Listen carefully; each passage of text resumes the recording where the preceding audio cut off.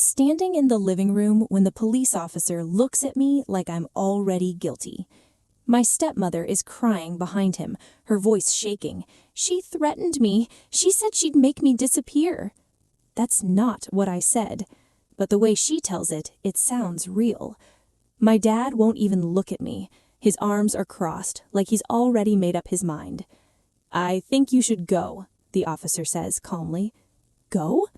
This is my house." I open my mouth to speak, but my stepmother cuts in again, louder this time. She's been unstable for weeks. Unstable? My hands start shaking, but not from fear, from anger, because I finally understand. She's not just lying. She's building a story, one piece at a time. And right now, I'm losing. But as I grab my jacket and step outside, I catch her reflection in the window. She's not crying anymore. She's smiling. And that's the moment I decide I'm not going to defend myself. I'm going to expose her. But I need proof, and I know exactly where to start. My name is Avery Collins.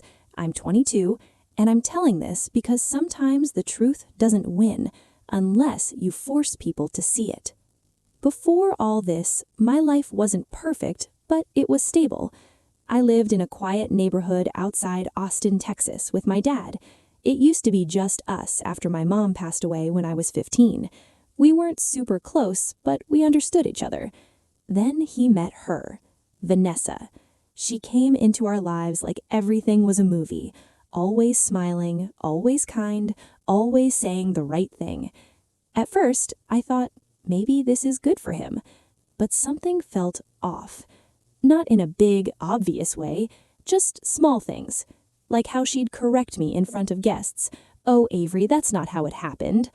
Or how she'd accidentally forget to tell me important things, then act surprised when I didn't know. "Didn't I tell you?" she'd say, tilting her head. And my dad would just sigh. "You need to pay more attention, Avery." Little by little, she started shaping how he saw me, and I didn't even realize it at first. It got worse after I turned 21. I started working part-time and saving money, trying to move out eventually. That's when the tension really started. "You're always so secretive," Vanessa said one night at dinner. "I'm working," I replied. She gave a soft laugh. "See? Defensive." My dad looked at me. "Why are you always arguing?" I wasn't arguing. I was answering. But somehow every conversation turned into my fault. Then one day, something changed. I came home early from work and heard Vanessa on the phone. Her voice was different, cold, sharp. "I just need a little more time," she said. "No, he doesn't suspect anything." I froze. Was she talking about my dad? I stepped closer to the hallway, trying to hear more, and the floor creaked. Silence. Then her voice again, sweet and calm. "I'll call you later." When I walked in, she was smiling like nothing happened. "Avery, you're home early." I stared at her. "Who were you talking to?" She didn't even hesitate. "Oh, just a friend."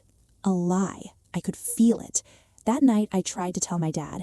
"I think something's going on," I said carefully. He frowned. "What do you mean?" "I heard her talking. It sounded serious, like she was hiding something." He leaned back in his chair, already annoyed. "Avery, not this again." "I'm serious." "No," he said firmly. "You're imagining things." "I'm not. She's been nothing but good to us." To us. That's when I realized he was already on her side. After that, Vanessa didn't even try to hide her attitude when we were alone. One evening, she stood in the kitchen, arms crossed. "You should be careful," she said quietly. "About what?" She stepped closer, her voice almost a whisper. "No one would believe your side of the story." I felt my chest tighten. "What are you talking about?" She smiled, that same fake, perfect smile. "I'm just saying, you have a reputation now." "A reputation for what?" She tilted her head again. "Being difficult." I couldn't believe what I was hearing. "You're lying about me." She didn't deny it. Instead, she leaned in slightly and said, "I don't have to lie." That was the moment everything clicked. This wasn't random. This was planned. She had been slowly turning my dad against me, shaping every situation, every conversation, and I had been too busy reacting to notice. A few days later, the police showed up, and you already know how that went. Standing outside my own house, holding a bag of my clothes, I felt something shift inside me. I could keep fighting her the normal way, arguing, explaining, defending myself, or I could do something smarter, something she wouldn't expect. I took out my phone, opened my notes, and wrote one sentence: find proof, don't react.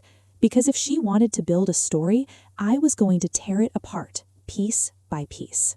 The first night, I slept in my car. Not because I had nowhere to go, but because I didn't trust anyone yet.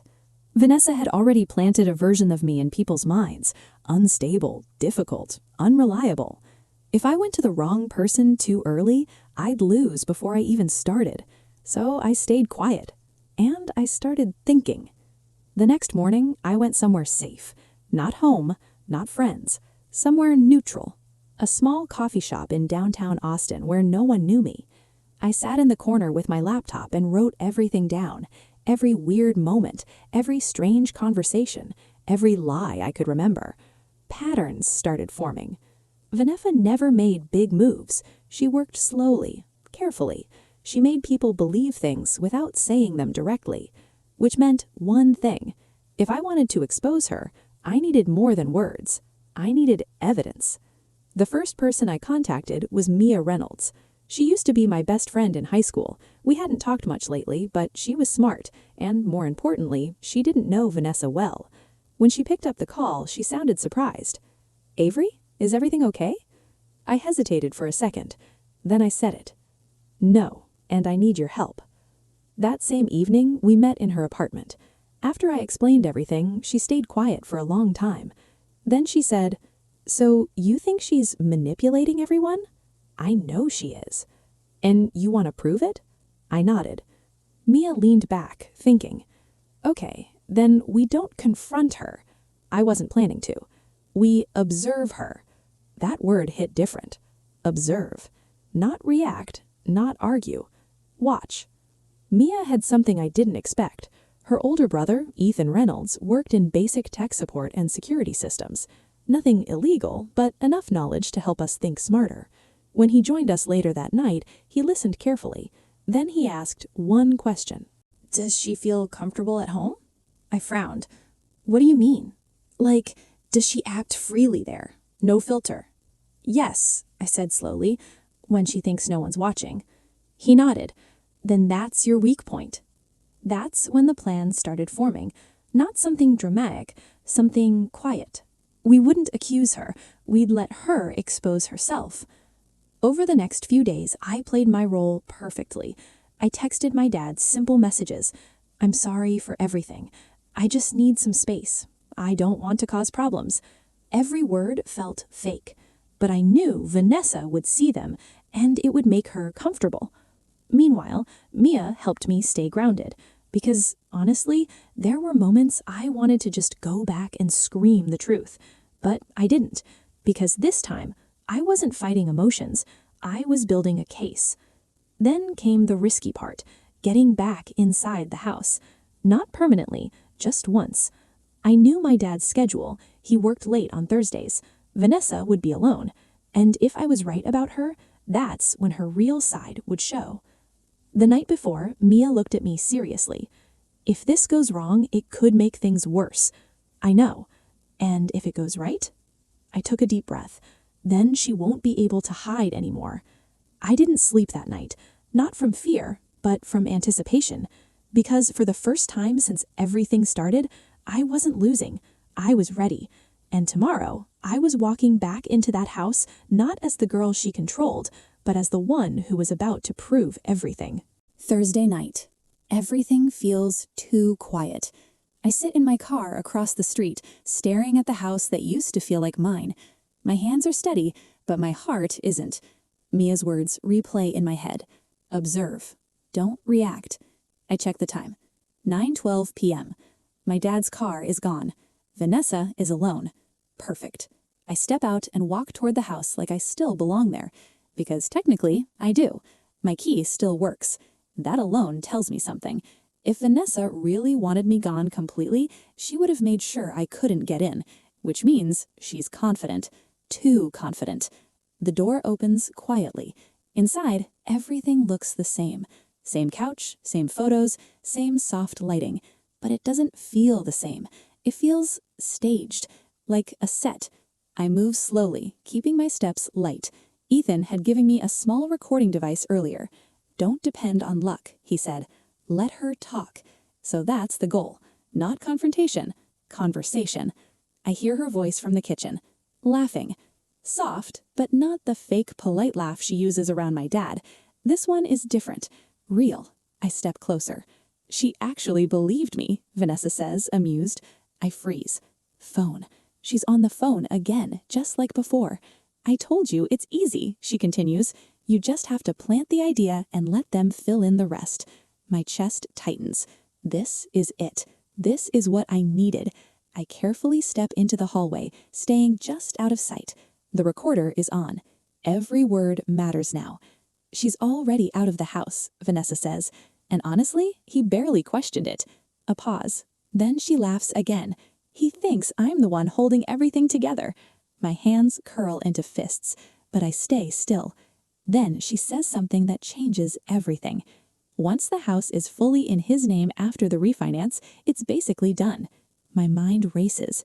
Refinance? What is she planning? I just need her completely out of the picture, Vanessa adds casually. She complicates things. Out of the picture. The way she says it. So cold. So calculated. I take a small step back, and the floor creaks. Loud. Too loud. Silence. The call ends instantly. My heart starts pounding. Fast. Heavy. I know she heard that. Footsteps. Coming closer. I don't have time to hide, so I do the only thing I can. I step into the kitchen. Vanessa turns the corner and stops. For a second, her face changes. Not fear, not shock. Annoyance. Aravi, she says slowly, you really shouldn't be here. I force myself to stay calm. I just came to get the rest of my stuff. She studies me carefully, like she's trying to read something. You should have called first. I didn't think it mattered. A long silence stretches between us. Then she smiles. That same controlled smile. You know, she says softly, stepping closer, this isn't going to end the way you think. I tilt my head slightly. Really? She lowers her voice.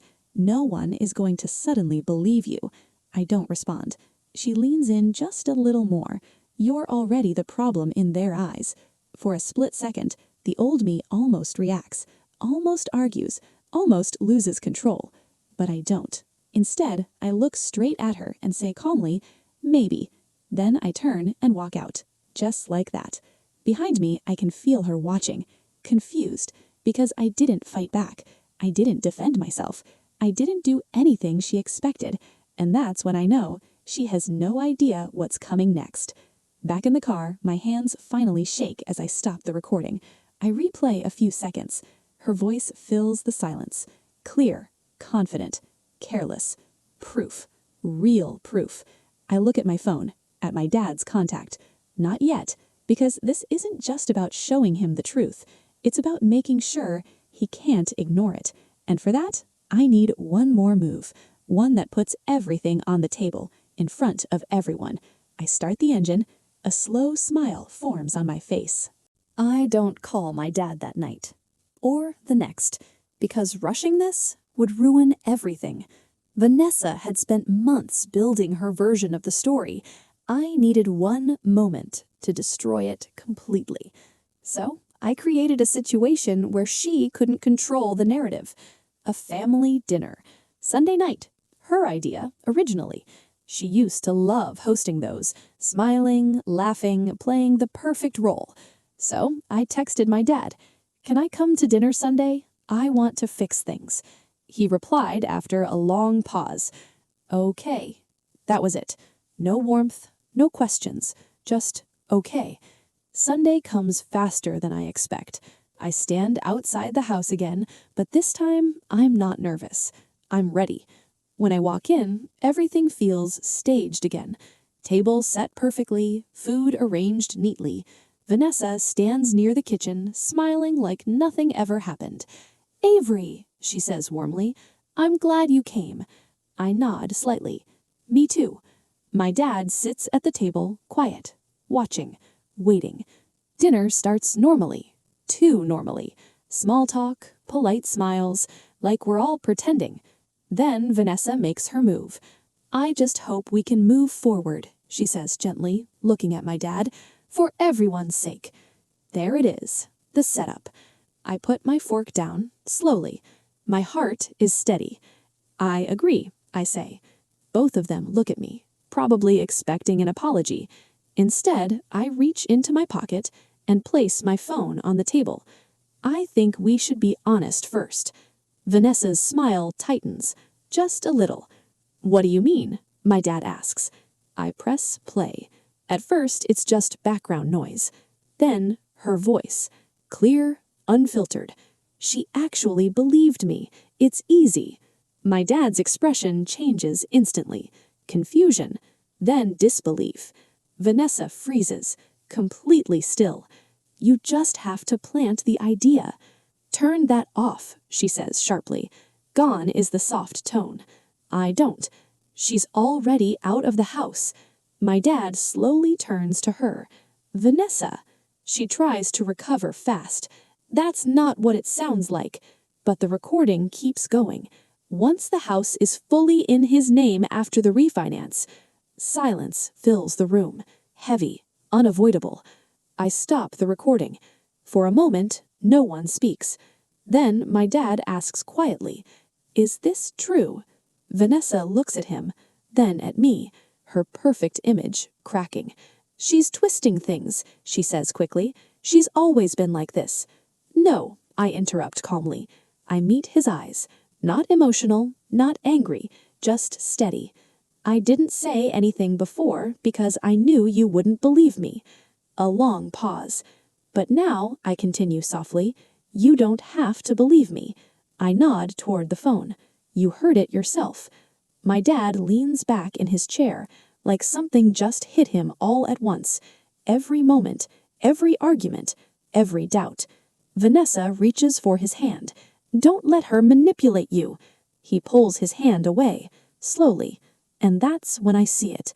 The shift, not toward me, but away from her. "He needs some air," he says, standing up, and he walks out. Vanessa turns to me. No smile now, no softness, just anger, cold and sharp. "This isn't over," she says under her breath. I stand up, calm. It already is, and for the first time, she has nothing to say. I walk out of that house again, but this time, I'm not being pushed out. I'm choosing to leave. A week later, my dad calls me. His voice sounds different, quieter. He doesn't apologize directly, but he says enough. He's figuring things out, and Vanessa, she's gone. No dramatic scene, no goodbye, just gone. I don't feel happy, not exactly, but I feel clear, like something heavy finally lifted. Because she was right about one thing. No one would believe my side of the story, not at first. But the truth? It has a way of showing up. You just have to make sure people are listening when it does.